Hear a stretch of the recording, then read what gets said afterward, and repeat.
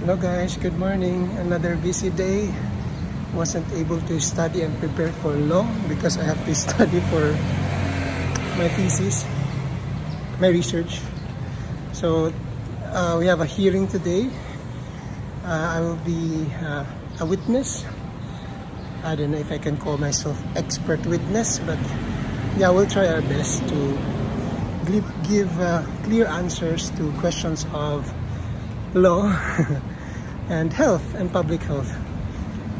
Ayun, good luck na lang.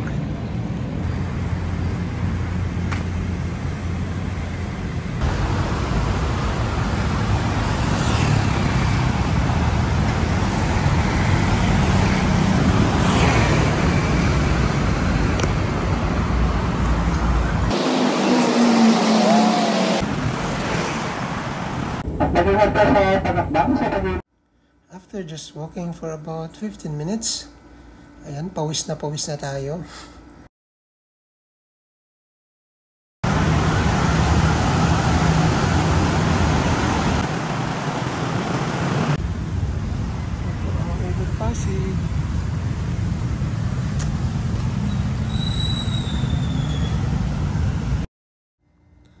I actually planned to walk from the MRT station to RTC Makati, and then I think it will take me 1 hour, but yeah, I decided to ride a jeep because it's too hot, warm, humid, and ayan, we are already very sweaty.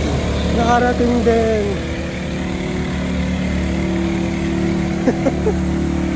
Adventure talaga tong mag-commute sa Pinas.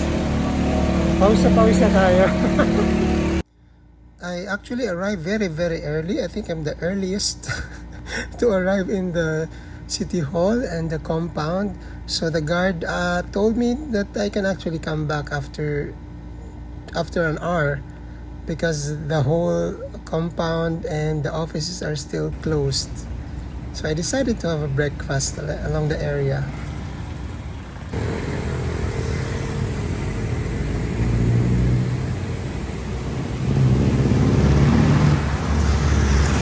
And we're back. Last time I was here, there are a lot of police and I think suspects or criminals, the accused, and now I'm with a lot of lawyers along the hallway of the RTC. And we're back to the class. This is the beauty of teaching. So we're talking about ano yun? Series and parallel wiring. So ngayon, pag nag-turn off ka ng device, yung current dito, hindi nyo makikita, no? Pag pinutol mo yan, biglang pupunta dito, parang malilihis dito sa side na to. In that way, yung parang sa LCD natin. Tingnan natin kung totoo ba ito pinagsasabi ko. Okay, 1, 2, 3. Cheese! Huh?